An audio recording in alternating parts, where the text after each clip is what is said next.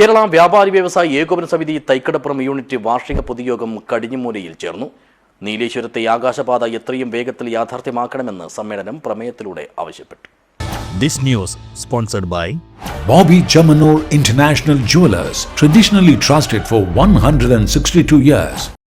ദേശീയപാത 66-ൽ നീലേശ്വരം പാലം മുതൽ കരുവാച്ചേരി വരെ ആകാശപാത നിർമ്മിക്കണമെന്ന് കേരള വ്യാപാരി വ്യവസായി ഏകോപന സമിതി തൈക്കടപ്പുറം യൂണിറ്റ് വാർഷിക ജനറൽ ബോഡി യോഗം പ്രമേയത്തിലൂടെ ആവശ്യപ്പെട്ടു.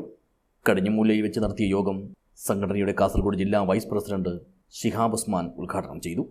തൈക്കടപ്പുറം യൂണിറ്റിനെ സംബന്ധിച്ചിടത്തോളം നമുക്കറിയാം, അത് ബാക്കിയുള്ള യൂണിറ്റുകളായിട്ട് കുറച്ച് മാറ്റമുണ്ട്. ഈ തൈക്കടപ്പുറം ബാക്കിയുള്ള യൂണിറ്റുകളിൽ പോകുന്ന സമയത്ത് ഓരോ വർഷവും കഴിയുന്ന സമയത്ത് അതിന് വലിയ മാറ്റങ്ങളും ടൗൺഷിപ്പായിട്ട് മാറിക്കൊണ്ടിരിക്കുമ്പോൾ തൈക്കടപ്പുറത്തിന് അത്രമാത്രമുള്ള ഒരു മാറ്റങ്ങൾ വരുന്നില്ല.